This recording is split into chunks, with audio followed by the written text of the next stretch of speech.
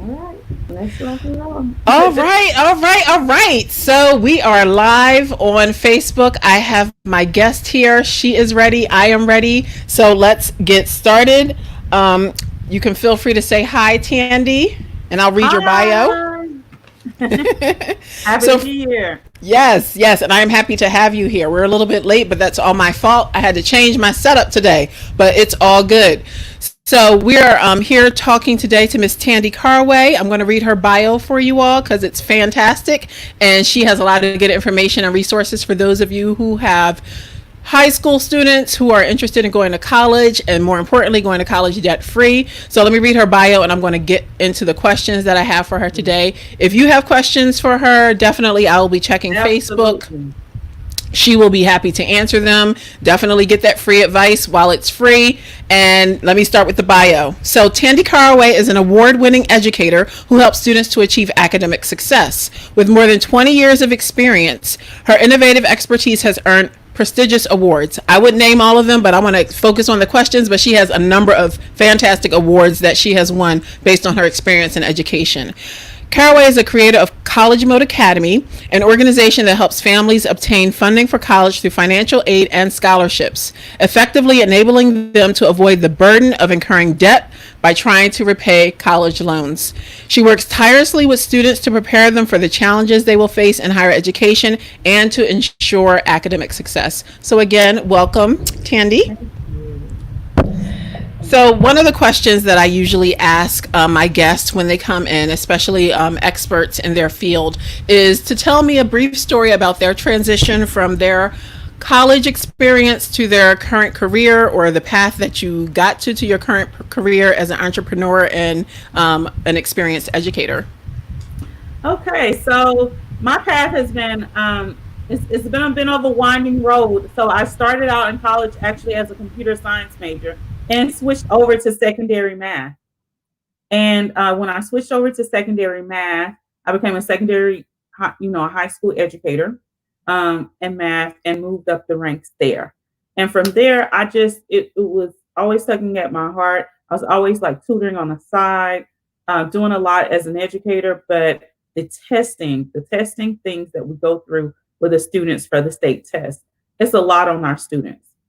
And so I wanted to be on the other side and start sharing my story about how I came to win over $1 million in scholarships. So I was offered over $1 million in scholarships when I graduated from high school, and College Mode Academy was founded on that premise of showing students how to go about funding their college education at a very high level, and being rock stars that are going to be successful and actually graduate debt free. The current state of affairs is that we're getting more kids off to college than we ever have, but the graduation rate has not changed drastically to match that.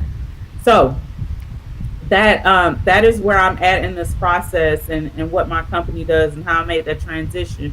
It's just that I decided to leave education as a public school classroom teacher and move over to the space and share my story and my expertise of how I got my money with other kids, enabling them to do the same so they could graduate debt free. That is so true, and that's one of the reasons why I do what I do. With regard to you saying that students are being pushed and pushed and pushed to go to college, but the graduation rates, getting them all through all Mm, 4 years are not as good as we want them to be. So that is also my right. motivation. So thank you for bringing that up for sure. Thanks. Yeah. So you mentioned that you actually went to college debt free. Yeah, I won over $1 million in scholarships to go to college.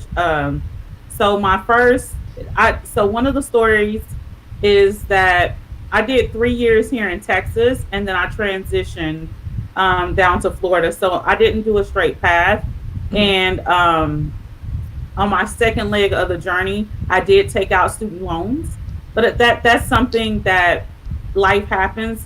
I was a first generation college student. That's why I'm such an advocate when I run across first generation college students, for people to understand that they have to be focused on their education. If they focus on family, if they focus on other life issues like I did, it is going to hold them back. If I had never made that decision to shift locations geographically and refocus on my education, I wouldn't be a college graduate. I wouldn't be here with College Mode Academy right now. It took a different level of sacrifice. My loyalty to sometimes the people around me, and I see it over and over with the Mm-hmm. first generation students, the ones I mentor now. Yeah. They're constantly like, well, I need to. I had a kid working two jobs. One of my mentees was working two jobs in high school because she's helping out at home. And I'm not saying that things aren't tight, but I do know if that continues, there's no way she's going to graduate. It's like the odds are so far against those students. They need all the support they can get to just finish their education. Then they're more equipped. And a lot of my mentors kept saying, just focus on your education. You're going to be more equipped to come back and help your family and do what you feel like you need to do if you have your education and you're able to earn more money. But it's really hard for a 17-year-old, an 18-year-old, 19-year-old to grasp that concept when they feel like people around them are hurting. Yeah, that's so true, so true. And even the traditional college student, as we're calling them, the traditional 18 to 24-year-old, most of them have at least, if not two jobs, one job. So they're definitely going to college and they're working. The majority of college students are doing that. So, yeah, for sure It's a that. yeah, but it's a matter of if they're working to sustain themselves to stay in college versus if they're working to try to hand that money off to somebody else. Yeah, It that dynamic totally changes everything. excellent. Yeah, excellent point. Definitely, excellent point.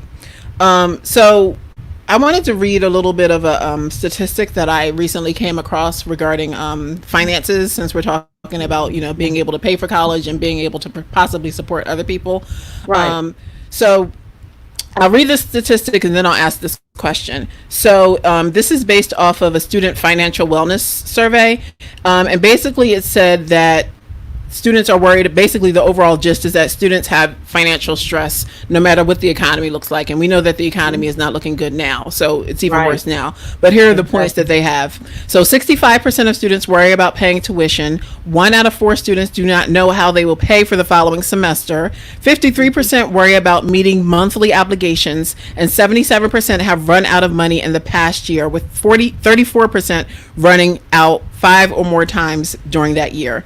So could you talk about more specifically about your campaign, your Full Ride Scholarship, and specifically the types of students that you serve and how specifically you help them with funding their education? So I help students, as I said, I mentor first generation students because I do charge for my services. Sometimes it's not within reach of a first generation family. But Mm-hmm. when I run across those families, I have a Facebook group, Get Scholar Dollars, where I offer free resources. So if you cannot pay to do this, then that means you got to invest your time. There's going to be an investment in time and money. Some parents are going to have to invest more time because they don't have the money, and some parents are going to be able to invest more money for somebody else like me to take their child and spend more time and mentor with them and coach them. So I serve students anywhere from first generation to my like what I like to call my sweet spot and the people that I'm concerned about when we talk about me helping to close the wealth gap. When we talk about the big social justice issue of minorities and African Americans, blacks with the wealth gap, my Mm-hmm. program, every scholarship that my kids get closes that wealth gap. It is a for sure way to do it, right? Because when we look at the debt that's out there, that Mm-hmm. debt, like 1/3 of it is student loans. Yeah. 1/3 of it is student loans.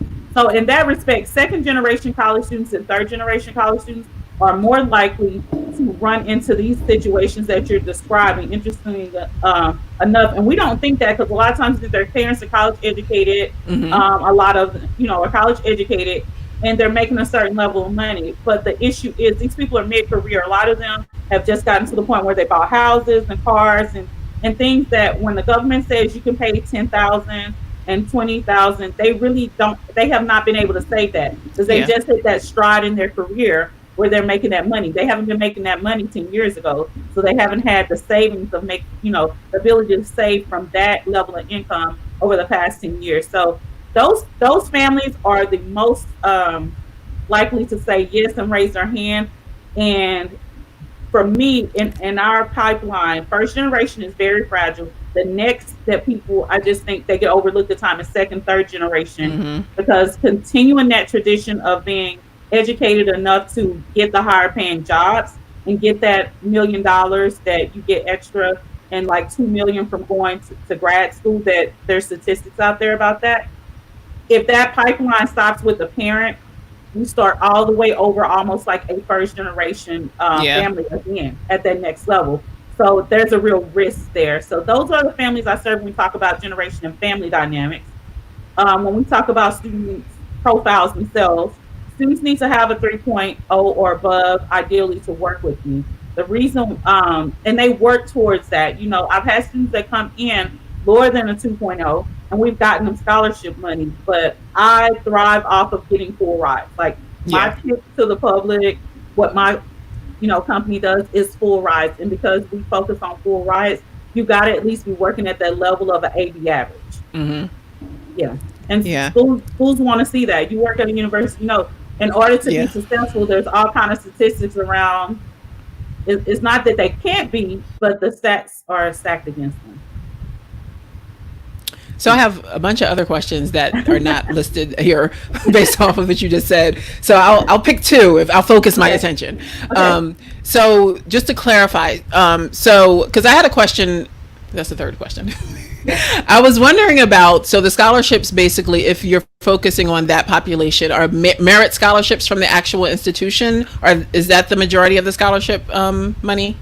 I would say if you looked at my roster of students, I probably have about 50 to 70% are creative students. So there's some Okay. combination of I'm a pretty solid academic student, so I would get some merit money, but I have Mm-hmm. this other talents and skills that I'm honing that also brings me money. So it's not 100% merit, it's not 100% other. I do take on athletes. A lot of times the athletes that come through Mm-hmm. my door are the ones who are solid, that they are the heartbeat of their team. When I talk to their coaches, everybody loves them, but they're not the strongest, the fastest, or whatever on the field or on the court, the court. And so they're not getting full ride scholarships that way, and they're not getting as many looks as those students that are like blue chip and all of that. Right. But if you combine merit with their athletic talent, you get there. Great, great. So my other question with regard to your statement about first generation and second generation. So there was a book that came out, I think last year, called Indebted, and it basically talked about basically what you just said. So the fact that parents, whether you're first generation or second generation, are going basically in debt. That's the name of the book. To send their kids off to college, and it's because they know they have experienced the benefits of education, but like you said, they haven't necessarily saved up enough money to send their kids to. And often what the author was talking about, parents are invested in their kids, pursuing their dreams. So they may want to go to a really expensive school that maybe they have figured out how to pay for the first year of, but you Right. have 4 years of college. So you may get through that first Oh, year, and that's where people it's often get something. stuck. Yeah. Yeah. Yeah. So that phenomena is so real, and a lot of times we're like thinking about what's right in front of us. And I have to counsel my parents all the time and families on, let's think about this. How long does this money last? So sometimes parents will say 10,000. Well, it's 2,500 a year, not 10,000 on the first year. Now there's Mm-hmm. some other things you can do, like you can become a resident assistant. You can get fellowships, you get internships if that matches your industry, right? So Right. some of my more creative Right. kids, internships, STEM internships pay a lot more than if you're interning at a theater over Mm. the summer. So Yeah. these are Yeah. all True. things we have to take into consideration when we're talking about that. And a lot of times we equate the price tag on the college with the prestige. And depending on your major, that may not be the case. Like there could be a really average priced college that is getting tons of kids off to jobs, that have tons of resources Mm-hmm. and connections in their community. Here in Texas, UT Dallas is in the telecom quarter. And so they are notorious for getting kids off to telecommunications companies, and uh, TI, Texas Instruments, is here in Dallas. So Oh. because of what's located in the area, those students have such a great opportunity to connect, and the college is building those community connections for them. So you really have to pay attention to the major when you start talking about pricing Yes. versus those connections Yes. and Yes. how it's going to pay off. And if those of you who are just tuning in, we have Tandy's website down there in the banner, getscholardollars.com. If you have any questions for Tandy, like I said, she does offer paid services, but she's here and her expertise is available. If you have Yeah. questions, I would ask them now. So definitely do that. So let me move on to my next question for you. We're experiencing a global pandemic, and it has affected all facets of life, personal and spiritual, and higher ed as well. So my question is, with this, SAT just announced something this past week that they're not allowing students to take the SAT at home, which was in the past. When we were talking, you were talking about, getting some more information about the ACT. So can you talk about how has the pandemic affected your business with regard to college admission and all of that? So there's five fronts that I look at students on. There's five when I'm analyzing a student's ability to possibly get a full ride. There's five things I look at. So Okay. COVID has affected all five of them. Unfortunately, has affected all five. So I'll just bring it to you that way. That's Okay. an easy way for me to talk and navigate through it. Yeah. So GPA, because the schools have gone, some of them did pass fail Okay. this semester. Students that thought they had time to bring up their GPA before senior year, that's a null and void situation for them. The other thing with GPA is rank points. So if you did pass fail your rank, you also didn't have the opportunity to do that. Right. So there's some major issues with GPA and the decisions made around how they were going to grade during the pandemic and COVID-19. The next thing would be test scores, which you brought up, SAT, ACT. So typically, I choose to route my students along the SAT unless there's clear evidence that I see data that shows me that the kid would do better on the ACT. And the reason why I do that is I get students, like I have three young men right now that are working towards national merit, being national merit scholars. Okay.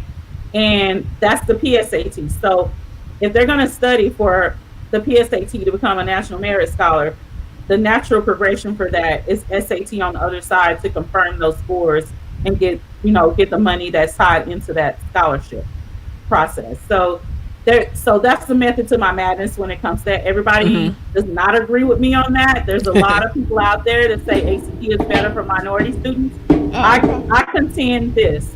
When we talk about ACT is closer to a final exam to high school. Okay. Meaning content wise. Right. There's a lot more content tested on the ACT than the SAT, because SAT is a critical thinking, critical reasoning test, whereas ACT is more content based. And so if students have had gaps, like there's school districts around me where they had problems filling their teacher slots for 2 or 3 years in a row, where these kids did not have English 1 teachers, they did not have Algebra 1 teachers. And we have to be honest about the state of education right now. Our kids may not have a solid they may not have a solid platform, a solid content base to pull from when we start talking about them testing on the ACT. So they will test well enough to get into college and perform college ready, which is that 18 to 22 range. And we see students able to meet that more so. But the thing that we run across and the thing we start having issues with is when we start talking about scholarship levels. So a lot of times these same kids have a real issue trying to hit that 30, that 28 to 30 range where those full ride scholarship and merit dollars really start sinking. Right? And so for that reason, I can teach a kid how to critically think and they can still have content gaps. I can't fill in those gaps in 90 days in the time that the parents typically can bring them in 90 days to 6 months. It's just like a lot to do.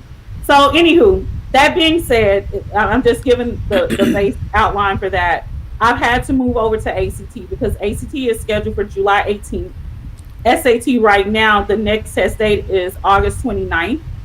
And based on that, there are kids who have not taken, that don't have a test on record. We can't wait till August 29th for our early action kids to get their first test score. We're going to miss some scholarship money for sure. There's a lot of money tied into their early action deadline. So Yeah. I've shifted um, especially class of 2021. We're studying for the ACT right now and trying to make the July 18th our target date. And ACT has also said that they will be doing computerized testing. They piloted that in the schools already, partially in the fall and the spring of this year. And they will let students retake a section at a time. I thought the SAT would pick up once they announced that a year ago. It was almost been a year now that they announced that. And SAT has not made any plans for students to retake the test section by section. So those schools that do super scores, I can't ignore the opportunity for my kids to be super scored and get more money. Yeah. Um, and then the other thing I look at is competitive edge based on their talents and skills. Right now, there's no extracurricular activities going on for them to boost that. Leadership and service, again, because everybody was on quarantine for most of the spring semester, they did not have those opportunities necessarily, at least not the traditional way.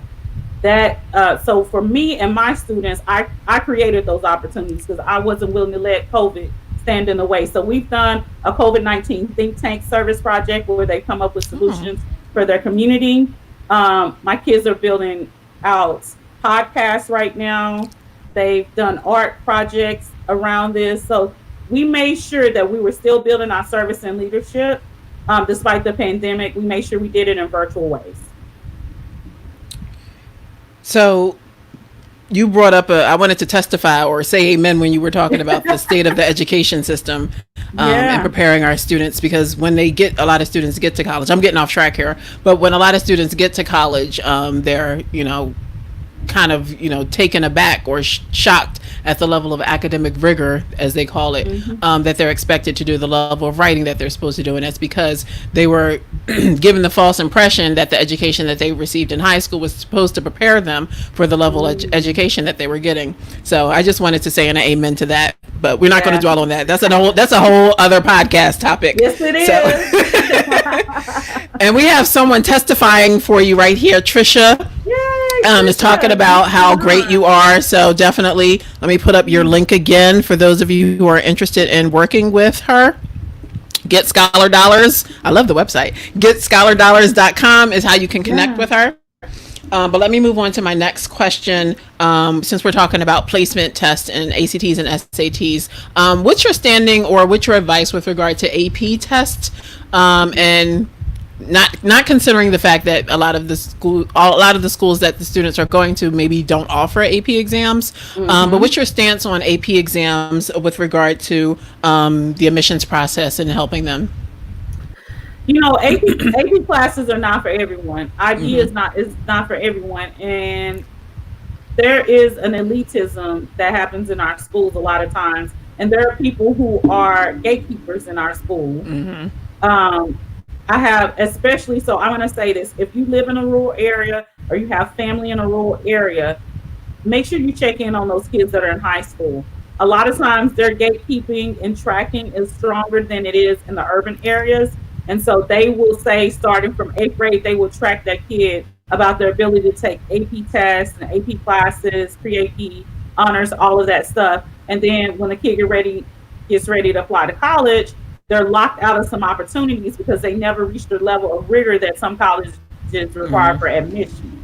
Yeah. So for me, it creates a gatekeeping system in some ways, and I don't care for that at all.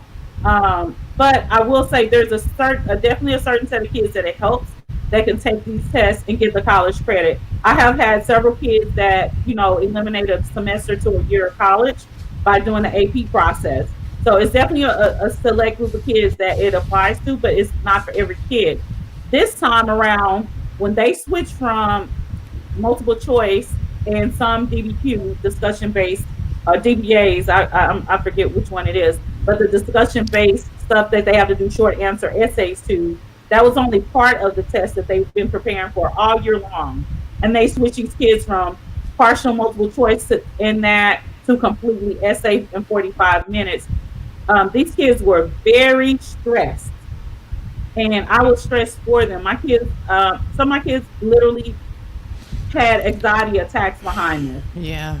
And this is why it's not for every kid. Even if your Mm-hmm. kid is really smart, A dual credit class may be a better fit for them Yeah. because they don't have to test their way out. They Mm-hmm. just do the work as they go along, just like they would do in a regular class, and the rigor is still there because it's an actual college class, Yeah. and they get their credit. So, to me, the point of AP when they sold this to the public was for kids to get college credit. And if that's what you're looking for, there's other routes to that. Some of my kids will be taking the CLEP test. We're going to see what those results look like. If they don't come out the way we want them to, we're going to look at the CLEP test because it's a multiple choice equivalent of that content in a lot of cases. Yeah, you make such a great point with the AP exam because I can testify to my personal experience. I did take the AP. I took an AP history class, and I know Yeah. I'm old and things have changed, but I took an AP history class in high school and took the whole class and did not get the high enough score so I could get the credit for it. So your point about taking a dual enrollment class where you take the class and you get the credit is guaranteed. Whereas if you take the AP exam and you don't Right. get the high enough score, you're out of luck. So that's the excellent point. Excellent point. Yeah. I did want to ask you. I thought I would save it for the last, but let me just. I was intrigued by the fact that you are working with students to create podcasts. As a podcaster, I'm interested in Yeah. how can having a podcast as a high school student help you with your college admissions, or what are the podcasts about? So we had a kid last year create a podcast about the relationship of brotherhood, like brothers and families in their role. So it was called the Brother Braxton Show, and his podcast was centered around bringing other young men, African American men, on and talk about their role as brothers, whether it be little brothers, big brothers, and how that weaves into the fabric of the community and creating unity in the community, looking out for one another, and how it weaves into making families stronger when they take that role seriously. And so that was a very niche podcast that was created. We have a group of students right now that are working on a podcast around issues in the Black community, and that is specifically like what drove that was what's going on right now with George Floyd's murder, Mm-hmm. the COVID-19 disproportionately affecting African Americans. So they will be doing content around those things. Mm-hmm. And then the other thing I forgot is kids have written books. So some of my kids have also written books, and the point of that is every kid does not lead the same. Some kids are natural influencers and leaders and thought leaders, and people Right. follow them, but they're not one to get out front and say, I'm leading. They just naturally do it, and they're thoughtful in their interactions and how they want the life around them and their community around them to look. And so podcasts and books give them the opportunity to do that without this, hey, look at me, I'm the president of something. Yeah. And it lets them create the change they want to see, more importantly. So that's why I use podcasts with my students and books with them, is it gives them leadership in a way that is comfortable to them, and that gives that uh, provides the impact and influence that they want to have in their community and on the people that they want to work for or serve in their community. So I'm going to agree with Trisha over here and say yes, I love it. I was just doing a presentation for my school on students creating a personal brand, which will help you whether you Yeah. are in college or you're applying to college, because you want to establish yourself as a brand. And that was like my last slide, like become a thought leader. And I said websites, podcasts, or videos to establish yourself Yeah. as a thought leader. So I was good. I was wondering what your thoughts on that. So I Yeah, don't know if because that's what they you were have talking to about. know. Mhm. I don't know if Exactly. I don't know if that's what you were talking about, Trisha, but I'm going to use that as my yes. Yes. So I'm sorry. Go ahead. Yeah, no, it's just that's exactly it. Colleges want to see leadership, and they want to see leadership in different ways. You're on the college campus, like in order for your college campus to thrive, and in order for you to have an amazing group of alumni, you have to have leaders. You have to recruit leaders, and so this Hmm. is a way for them to do that. Whether they're popular at their school, whether they're in a rural area and they don't have those same opportunities as kids in urban areas or more populated areas, suburban areas, these are things that equalize the opportunity and level the playing field, no matter where their geographic location, where they live, where their family's demographic is. They have a phone, and Yeah. that's all we need to create these tools. Yeah. So I wanted to get your opinion on another new change, I guess, with regard to NACAC, I believe it's called, National Hmm. Association for College Admission Counseling. And I don't Yes. know all the gory details, but basically, in my understanding of it, is that they've eliminated the rule that, after you've confirmed the college that you're going to go to, the other colleges can't offer you more money or additional incentives to go to a specific school. So, what is your thought on that, and how are you advising the students that you work with regard to confirming? Because I know a lot of schools have extended their confirmation Hmm. deadlines and are, having low numbers due to the pandemic. So, how are you Exactly. advising? Yeah, how are you advising your students? I think it is very necessary for changes like that to be made considering the current climate. And you can always revisit the decisions that you made in response to a crisis, right? Mm-hmm. But a lot of schools extended that deadline out to June 1st. Their staff, there is an obvious shift in physical location of their staff and their workflows and everything. And so to expect that we have this huge disruption where the college may have been working at a slower pace for a month, I don't know. You kind of know what that looks like from being on a Yeah. college campus. To have this huge disruption in your ability to process financial aid, admission letters, and all of that, and then tell the kid, no matter when you got your letter, that Mm-hmm. that May 1st deadline stands is unreasonable. A lot of my students got their letters much later than we normally do. Um, Sometimes admissions came quicker this year, and that was interesting to watch. But the financial aid definitely was Yeah. delayed. I had kids not get their financial aid letters from colleges that would have given them to them way earlier in the semester until like mid to late April. Well, you can't expect me to make a decision if I don't have all the data I need, and the money is like the Yeah. number one piece of data I need to make a decision. So yeah, Exactly. it needed Yeah. to happen. Yeah. All right. So obviously, the people who work at colleges are not happy about that decision, but Well, yeah, because you can't figure out your yield, and I'm telling families, be fair about what you're going to do. And also, as I'm talking to college reps, I'm like, I'm not willing to go to bat unless you're willing to make some type of soft commitment, just like an athlete would, right? yeah, yeah, Before we go back and repackage, and fair is fair. And I yeah, know that colleges aren't happy because it makes it really hard for you to figure out your budgets. And states are cutting budgets. It's all kind of great stuff happening behind the scenes that aren't being captured in mainstream media necessarily. yes, ma'am. So I, um, I totally, I totally get it, but it would send a lot of families into debt because they would have made that hmm decision based on admissions alone, yeah, as opposed to what monies were available. And yes, some colleges did not package the CARES money that they had available in mm, that initial package. And hmm so if you couldn't package it, that falls in the neutral zone.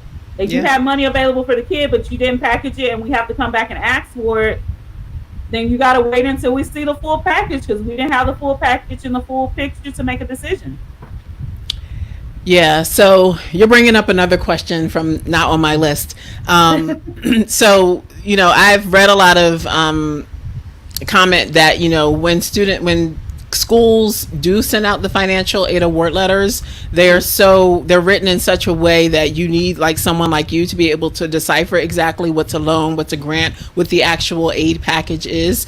So do you find yourself having to clarify with your students and their families exactly what the financial aid package is, and do you have any advice for people who don't have your knowledge and expertise to be able to help them figure it out?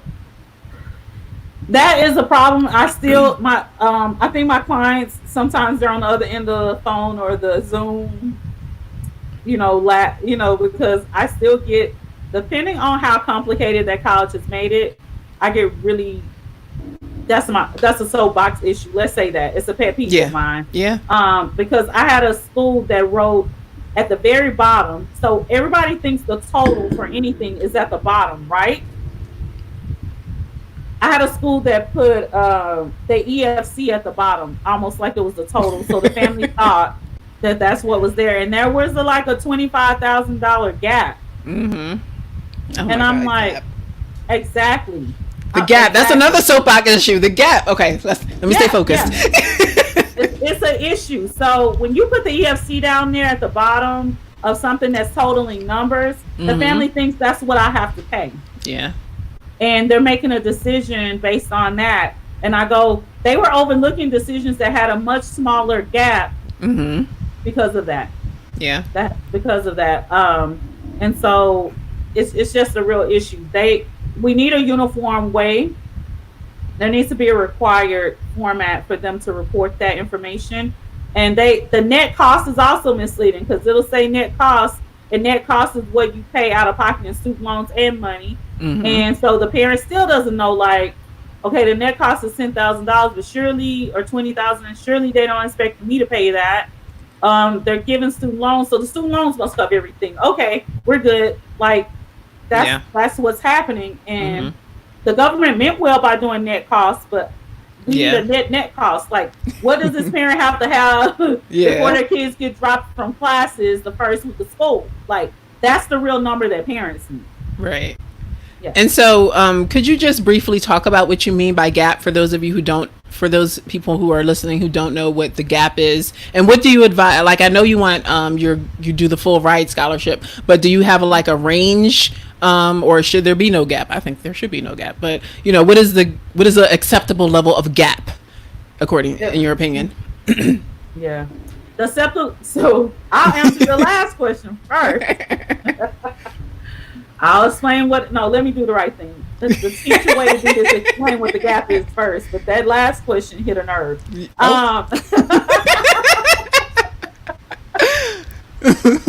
So the gap is when you fill out your federal financial aid form, no matter what your income range, they're going to tell you this is your expected family contribution. This is how much your family should pay towards college. Mm-hmm. Okay.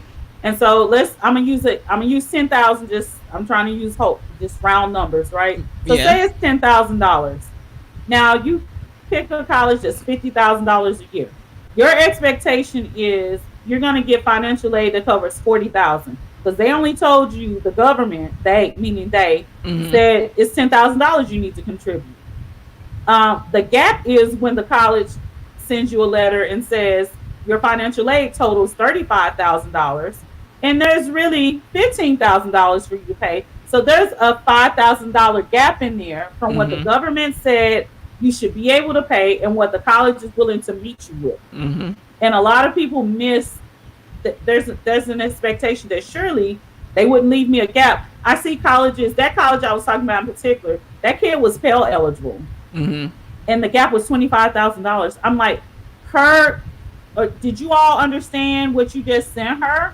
It is 8 times. The gap is 8 times her expected family contribution. If their family contribution is $3,000, where in the world are they going to find 8 times that amount to pay you? It's not going to happen. Right. So stop sending kids those kind of notices. Like, that's a different conversation to be had.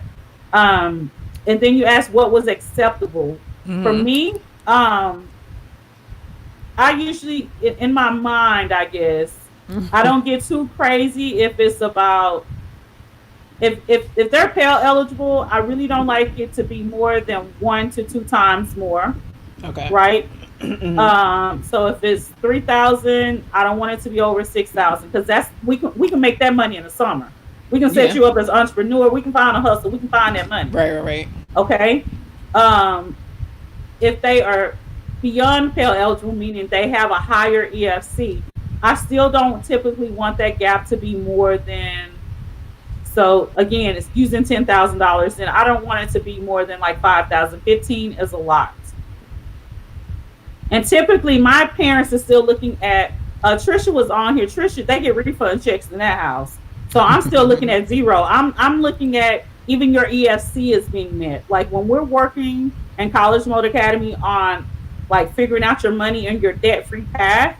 A lot of times we're not working based off EFC. We're working on like how close to zero out of pocket can we get to? Yeah. Yeah. Well, thank you for You're welcome. being on a soapbox about that too. So let me get back to my questions. Let me see what time it is. All right. I got 15 minutes. Okay, let me focus. Okay. So What advice do you have? Because I think, and I believe I saw you present. I believe it was the 5 C's, or it was something with C's, and you were talking about coaching parents. So, what advice do you have for parents regarding how their role can and should change as they help students through their college admission and college going process? Yeah, so when parents are, there's a transition we need to make. And I say we, because my kids are in that 18 to 24 range still. Mm-hmm. And so there's a transition that needs to happen in order for them to be able to be successful young adults and for this process to go well. So one of the things I did, I'll give an example, and this will kind of help you pick up on that, is I did a college prep challenge. And one of the ways I did this is the parents and the students were part of this challenge. And so every morning the parents received some training, some content, some education around college planning that was set for that day, very specific. But the other thing I did is I gave the parents somewhat of a script. Like, this is how you're going to check in with your kid about this topic today after I meet with your kid. This is how to check in with them. And a lot of the parents said, it became a conversation and the kid was interested and they were willing to move forward, as opposed to me trying to instruct and push and push and push. Mm-hmm. And so if you're feeling that you're pushing your kid, like feel like they've dug their heels in and like you got to be a football player pushing that line to get them, you're in the wrong role. Mm-hmm. Is what's happening. You need to be more in a coaching role. You need to be in a role of helping them discover and explore how this process works. And then I know that's very hard for parents sometimes if they don't understand how the process works for themselves. That's right. Why I did the education piece first and then gave them the check-in script. But you definitely have to be willing to coach them. You have to be willing to be honest. If you're a parent that's absolute and you're more authoritarian, this space is not a space you want to bring that energy to. Yeah. Because they're going to push back, because they're right at the edge of becoming an adult. Mm-hmm. And so you being absolute and authoritarian and not willing to have discussions about it is going to be an issue. Tiffany says it was helpful. She was part of the camp, and Valita Kiever was watching. I don't know if she's still on. She was part of the camp, and they both attested to how it helped them have conversations and their kids were motivated. Yeah. They didn't have to fight anymore. It was just like, let me understand where my kid is coming from and what makes sense. Let's talk about what makes sense for you in this household, and they're motivated to move forward. Excellent. So thank you, Trisha, for testifying again. So as we're talking about adults and helping students to, get to college, what advice do you have? I recently remembered or reread Michelle Obama's book about her experience with her high school guidance counselor telling her she wasn't Princeton material. So what advice do you have for students who are in a similar situation or not getting the amount of support that they need from their high school guidance counselors with regard to applying to college? That goes, and that speaks to what I said earlier, sometimes about that tracking mentality of what they think is required, and they haven't set foot on a college campus in 20 years. You know, they haven't really explored. They're not going to NACAC conferences. They're not having a delegate come back and teach them if they're not if they're, you know what I'm saying? Right. Like, they just are not up to date on the college admissions process and what college looks like today. Right. And so if a kid is not getting that support, seek out some community resources. You know, find a college that, I think at the very least, you're going to have a college alumni somewhere in your ecosystem, whether it be church, whether it be the Boys and Girls Club, whether like somewhere you will be able to connect with a college alumni that can mentor you at least through and give you advice based on their college experience. Yeah. And then at the next level up, you can become a part of organizations like Upper Bound, Gear Up, my organization, obviously. Yes. You can join in groups like mine, your church youth group. Like, churches are offering community spaces like this in summer camp. I used to volunteer this summer. You know, things look different. But I usually volunteer and do something like that for a church in the Dallas Oak Cliff community. And so, you know, plug in somewhere, start asking questions. Facebook is a great place too, Facebook communities. So when you go to getscholardollars.com, that's actually my Facebook community. I post tons of content in there and do live videos, answer questions. The College Prep Challenge came about because a parent raised their hand and said, we're in the middle of this pandemic. I don't know what I'm supposed to be doing. The school is closed. And then some other parents came behind and was like, I don't know what to do either. I was like, okay, let me create something that help them know what to do. Yes. Fantastic. So I have one more question, and then I'll let you talk about the thing that you have going on, whose deadline is quickly approaching. So I wanted to make sure I got that in before our hour was up. So this is just the last question that hopefully encompasses everything, both as educational and helpful. So what's the most common mistake that you see parents or students make during the college application process? Thinking they have more time than they have.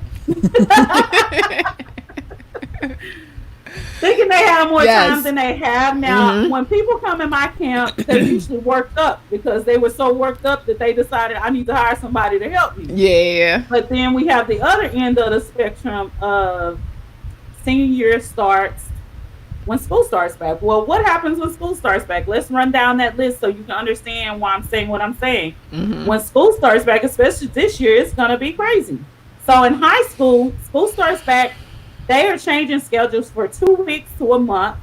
It takes about a month before school gets in the routine. And then the school starts having like parent engagement things, starts talking about the SAT, the ACT, like all of that stuff starts happening a month in. So we're talking about mid to the end of September. Well, guess when the first deadlines for the big money is? It's less than 30 days after the school gets a notion. We should start talking about this. And then can you gather everything you need in 30 days while your kid is going to school full time, staying in band practice at 8 or 9 o'clock at night, running the football field, doing volleyball, whatever it is they're doing in that season. The average kid, my creative kids that are doing theater and dance to 8, 9 o'clock at night, they can't pull all that stuff together in less than 30 days. And because you thought it started senior year, you scheduled them for testing in the fall on top of that. They can't get ready for that test and pull together all those pieces at the same time. It doesn't work. And so while I have a timeline that works in the summer and I try to come down and say, the only job you have is to maintain the pace that I put you on and we're going to be fine. Know that you got to have a pace. You got to have a plan. Like you have to. And so the biggest mistake is the time. Like the time you think you have does not exist. You can count up how many hours your kid normally has a week in the fall of quote unquote free time. Divide that in half, because even if it's free time, they're not going to do work the whole time. They're quote unquote free. They're teenagers. And that's the time your kid really has. If you wait till the last minute, you try to learn whatever their teachers didn't teach them. So SAT, ACT, there's usually 20 to 30% of content teachers didn't teach because it's not part of your state curriculum. Yeah. Okay. So they need to catch up on 20 to 30% of the tested curriculum.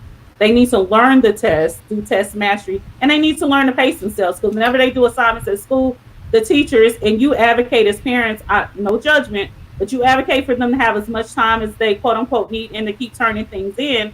Well, that doesn't work on the day of the test. They have to move it. And so trying to teach all of those skills just for testing in 30 days, and then write essays, figure out which college they're going to, what the requirements are for that college, get all the reports sent in for testing, get letters of recommendation that where you're dependent on somebody else, getting transcripts sent out. Like, that's a full-time job right there. You would have to quit your job to make that happen in 30 days. You've just said it all. I am so happy that I met you, because I always get asked, because I work in a college, like, what can I do? And I'm like, look, man, that's a whole other full-time job. So I'm glad I met you. So you'll be getting a lot of referrals. Amber said, yes. Amber said, is this being recorded? Yes, it's a part of my podcast. So it'll be on the on this page here, College Success Strategy. Tandy has her own group that she'll be also giving you a lot of information too. So definitely check it out. I'm going to put that back up again. And Tandy, let you, because I think we got 5 minutes left, If you have a question, you might want to take an opportunity to type a question in the chat. See if she'll stay a little bit longer, ask your question. But here's her website, getscholardollars.com, if you want to talk to her about how, because I can't help you. I don't do getting into college. I can help you getting out of college, but I can't help you getting into college. Like she just explained, it's a lot to do with that. So I'll be referring you to Tandy. All right, so go ahead, Tandy.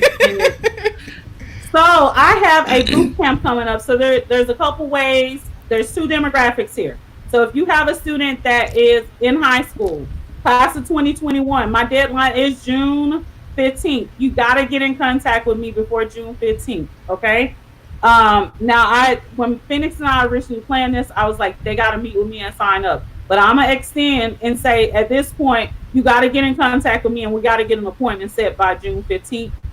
Because June 30th is the drop dead deadline. That was the deadline last year. I'm not going past that deadline because I just told you it's a full-time job, right? And even for me, it's still, we have to be moving on a schedule and we have to catch kids up that come in late, and we don't have I have a support team around me, but it's not huge. And so we don't have the resources to just catch a whole bunch of students up like that.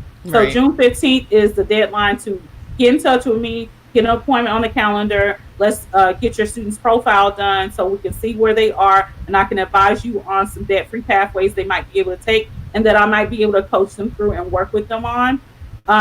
So that's why we wanted to get this podcast, because we're 5 days out from that deadline? Yep. Absolutely. We're 5 days out from that deadline, guys. So you want to make sure that if you are at all interested, if any of this resonated with you, struck a chord with you, that you get in touch with me, because it's not that I don't want to help, it's that I got to keep myself off high blood pressure medication, and I suggest you do too. Yes, ma'am. Yes, ma'am. And we don't want to be in those high-risk groups. Nope. I'm not trying to put myself at more risk for coronavirus, the second wave, or anything else. Exactly. So the other piece to this is that class of 2020 it was just a lot for them.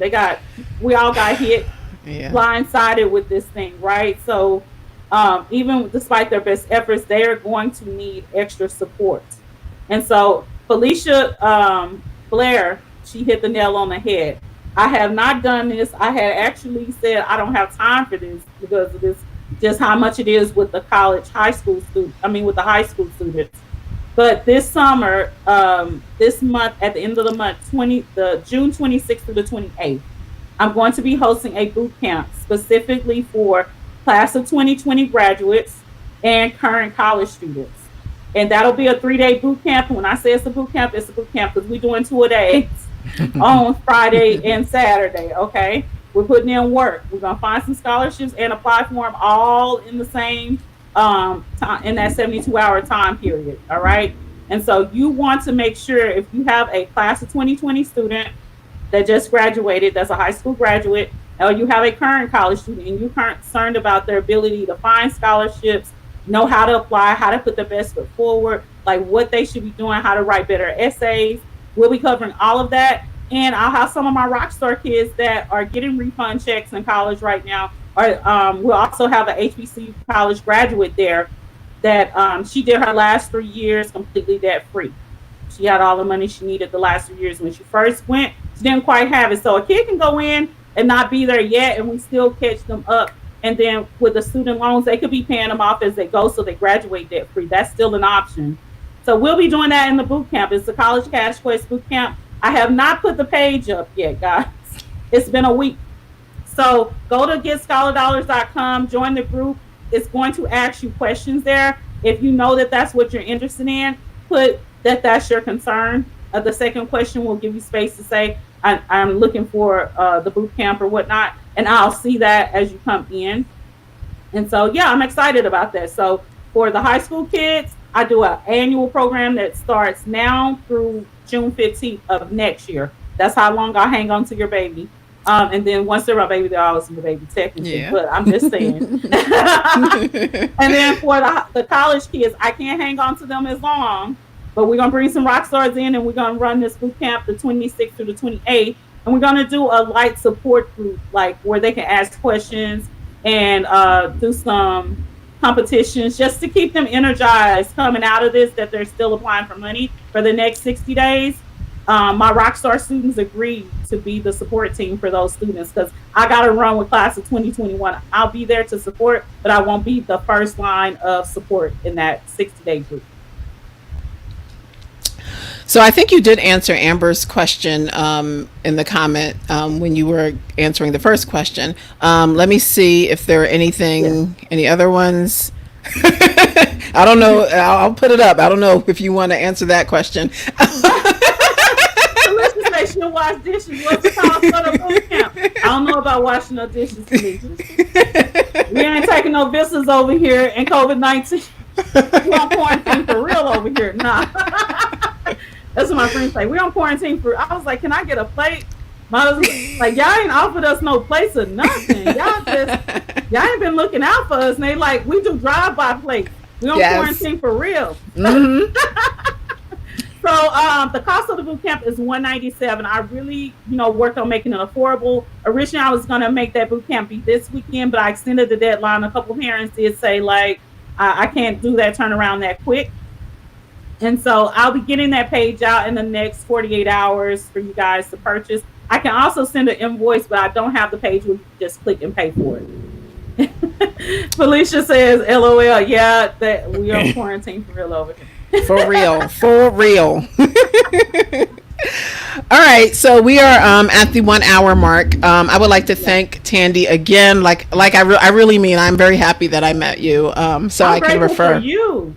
So I have to tell you, I'm going to interrupt her, and I know this is her show, but I'm going to interrupt her because I got to tell you, she's saying how awesome I am, but I met Phoenix, and I immediately asked for a favor for these kids. And so if you know me, you're not shocked, but the kids can, my husband always say, these kids get you to do anything. I don't know. A grown-up can't ask you nothing hardly, but a kid can.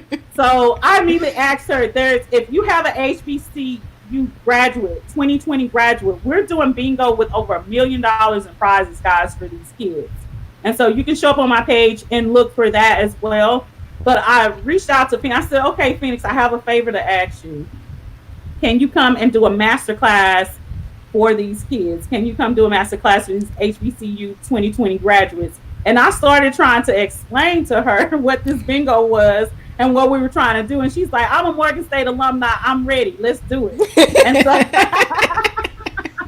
And so I mean, I'm so grateful that I was able to, that just shows your true spirit. You didn't even let me finish responding and saying what it was. I was just like, we want them to learn what the transition is, how to make their resume pop. Like if they don't have everything they need, just like I do, a high schooler may come to me with raw skills and talents, but how do we make sure that comes through and shines through where they need it to so that they get their scholarship money? You're on the other side helping them get that, their career money. And so that's what it's all about. She does the same things I do for high school students to help them make sure they're making the money they should make and are in the jobs they should be in once they graduate. So I'm just super thankful, and I wanted to say it on camera here. And I appreciate you for being as, thoughtful and dedicated to our kids. Yes. Well, I appreciate you appreciating me. But for sure, we, as we were talking about in the beginning, there's all this effort in getting students into college, and the colleges are teaching them the content that they need and their expertise and their discipline, but they're not teaching them the skills and everything that they need to get the job that's going to pay them, help pay their loans, help pay them to, to live their lives after college. So that's where exactly I focus. So I'm more than happy to help. Like I said, you didn't have to finish the sentence. Yes, I am there. I can help. What do you need? So definitely. Thank you. So we'll definitely keep in touch. I don't think there were any other questions. Thank you all for watching. Like I did say, this should be on the page. It's also a podcast, so I will do a official edit of the podcast. I don't even think I introduced the podcast, but let me do that real quick. So my name is Phoenix. I'm the College Success Professor. This is the Office Hours with the College Success Professor podcast. So all this month, I'll be interviewing experts. I'll be interviewing faculty who work in colleges. I'll be interviewing students who are actually students in in college to help students who are not in college get the perspective on, what they should be doing this summer, what they should be doing while they're in school. Tomorrow we have Imani Lewis, who is a women's basketball player at the University of Wisconsin. She'll be talking about her experience last semester with COVID and what she's planning for the fall, because a lot of schools haven't made the decision about whether they're going to be in person, whether they're going to be online. No one really knows what's going to happen. So my goal in this month is to provide resources and information to help you to be successful while you're in college. So thank you again, Tandy. Thank you everybody for participating. This is the most, I'm gonna have to have you on more often. This is the most interactive session that I've had so far.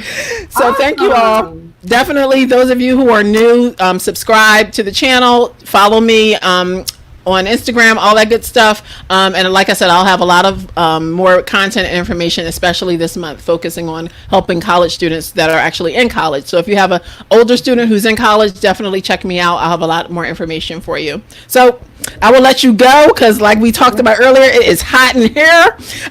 So I'm going to go out, have some dinner, and enjoy the rest of my night. So thank you again, Tandy. Thank you. Thank you, everyone.